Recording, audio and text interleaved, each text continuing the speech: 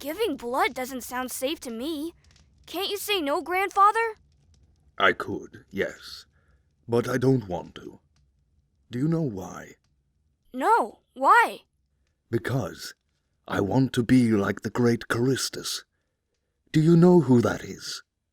Not really. Who is that? Let me tell you a different story tonight, my dear boy. I'm sure you're going to love this one, and when the story is done and told, I bet you won't have a worry in the world. Long ago, in the time of the ancients, in a beautiful valley with luscious green and golden grass, a single magnificent tree stands alone. Beneath it, Chiron, a great and wise centaur, son of the Titan Kronos, is teaching his son Charistus the values of life. Suddenly, the sound of a wolf howling brings the day's teaching to a halt. They turn towards the Black Forest, prepared to take on whatever evil is hiding in the desolate, barren trees.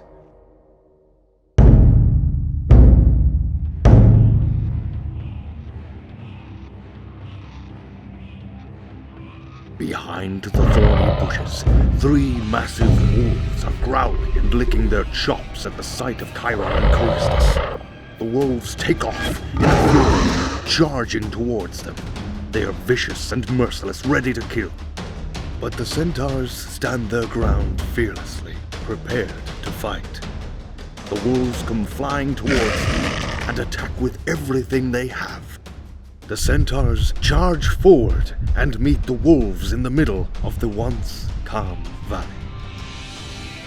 Flesh screams, growls, teeth and claws shake the valley as the battle for survival is being waged.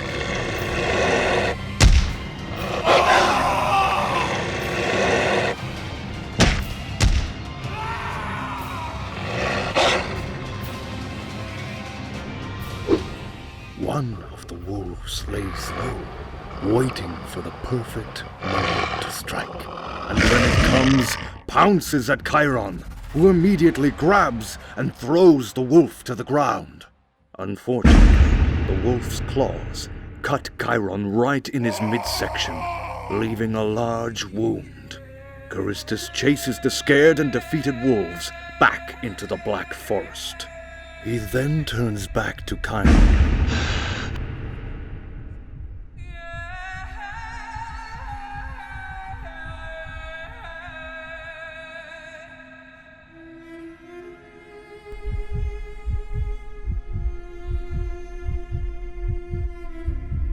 Chiron begins to lose consciousness.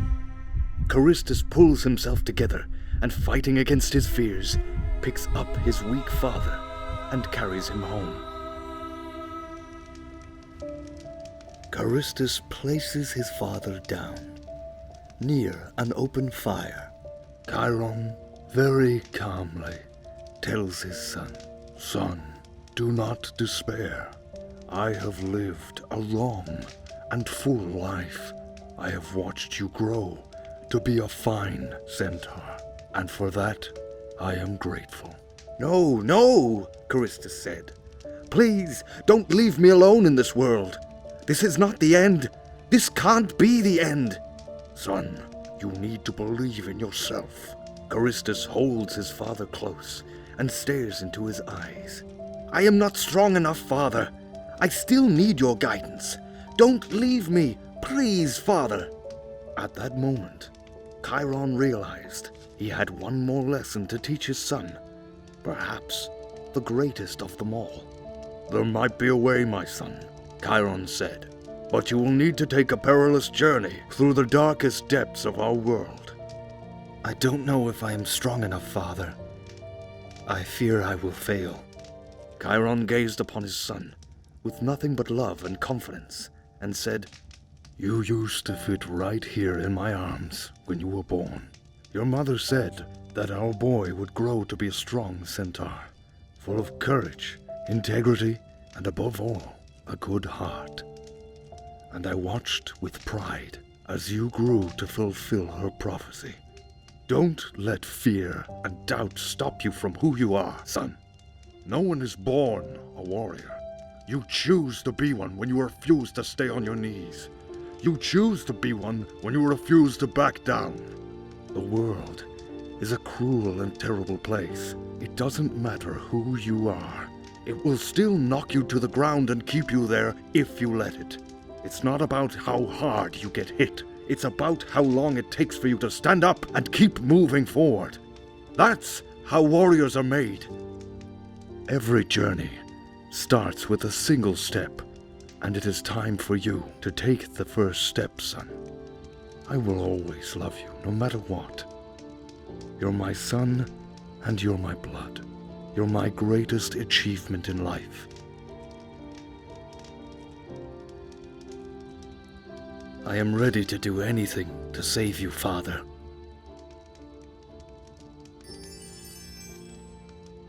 Here, you will need this. His journey would take him beyond the mountains and into the caves. There he would find Asclepius, the healer. Charistus recognized that he did not have much time. He stood up, ready to face the unknown.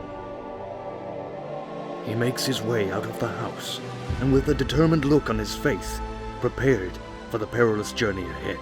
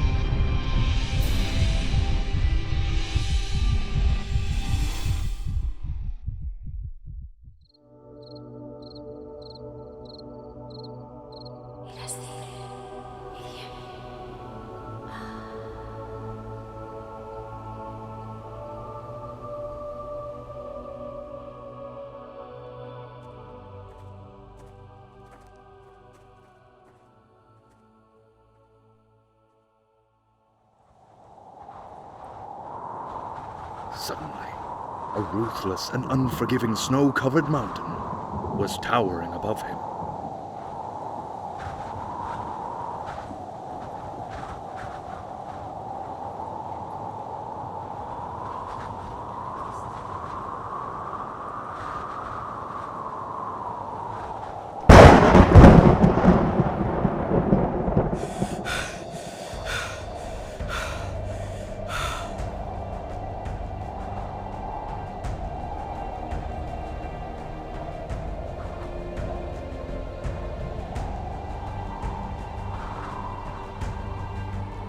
Mercifully, the snow starts to fade, and a long valley of grass and trees appears in front of him. He takes a deep breath and touches the door, exhausted and weak. Is this the end? He asks himself. Is this where I need to be?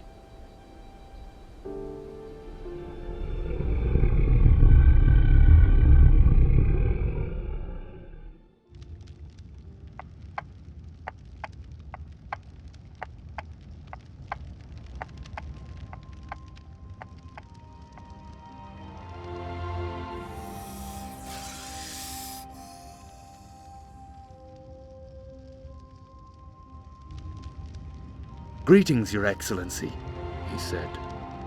I am Charistus, son of Chiron, the great centaur. Charistus waited for a response, but got nothing. I am here to ask.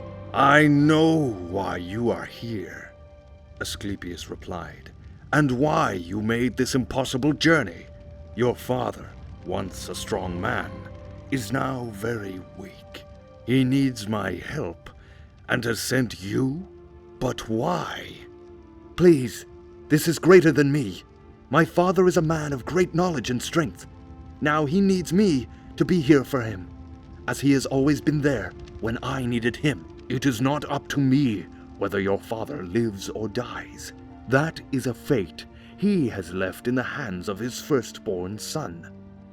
Only you can solve the puzzle that will determine if you are truly worthy. The cave was much larger than Charistus expected.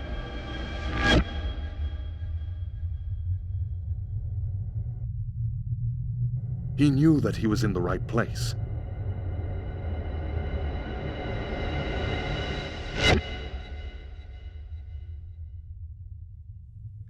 Charistus stands in front of the lever, ready to set the gears in motion.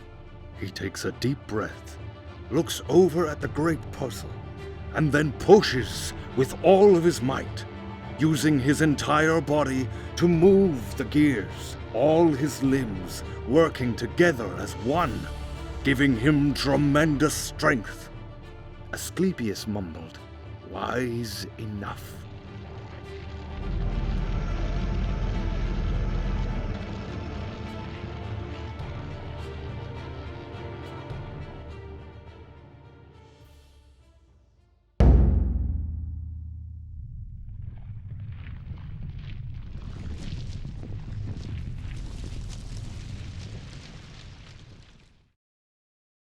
Lava was the only thing that existed below the pillars. He knew that the slightest mistake would take him and his father straight to Tartarus. That thought made all his doubts vanish. With each jump, he feels his power returning until he finally reaches the last pillar.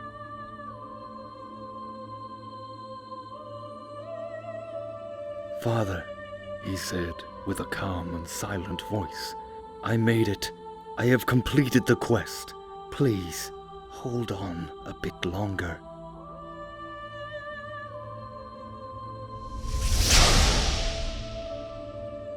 "You're ready, my boy.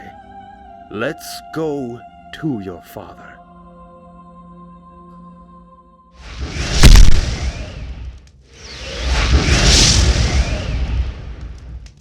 Asclepius, with a wry grin on his face, says, "Still slow, I see." Chiron replied with the same familiar smile, "I suffered a surprise attack. I would have taken them all on if they stayed in front of me. Well, lucky for you, I had a great teacher. Everything's going to be fine. Just relax. Focus on your breathing. You can thank that strong young man over there later. You must prepare yourself. The both of you."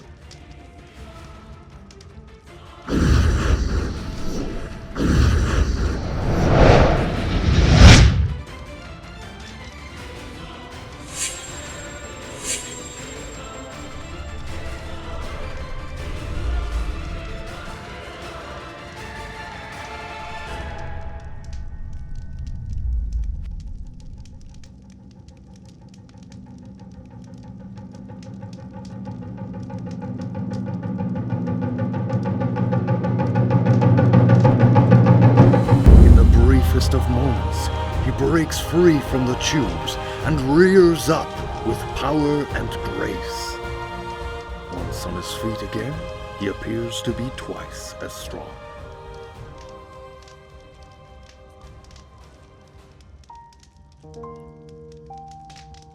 "Son, I didn't know my purpose in this world, and I had always wondered why I was here on this earth, until I closed my eyes briefly. And when I reopened them, a great man stood where a boy used to be.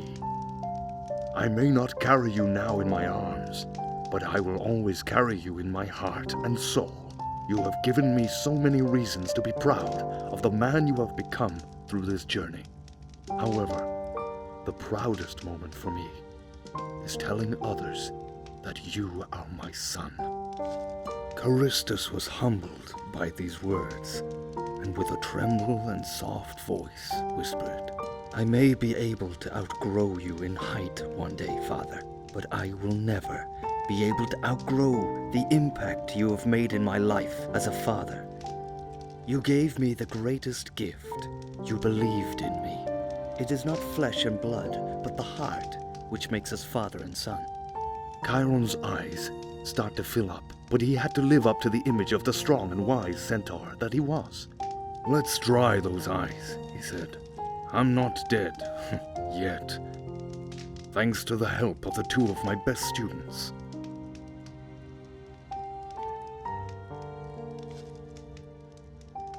Asclepius no longer looked as powerful as he did in the cave, but a young student in awe of the wise teacher, just like Charistus had been.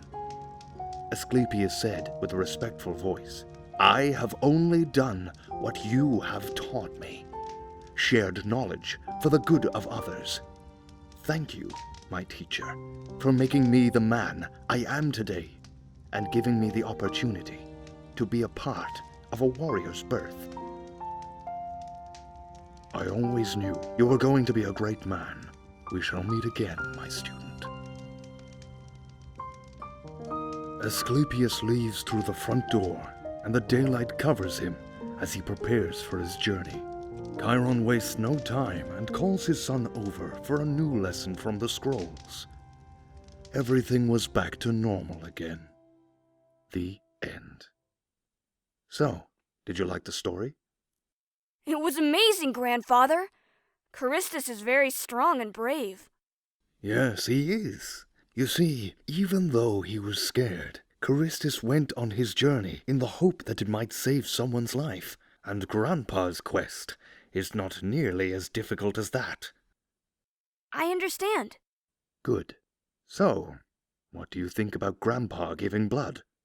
Can I come too? I want to help like Charistus. Oh, I'm sure you do, my boy. Your time will come too. Now, off to bed. It's late. Can you tell me more about Charistus tomorrow? Of course. Great! Good night, Grandfather. Good night, my dear boy. And remember, a hero thinks of others before thinking of himself.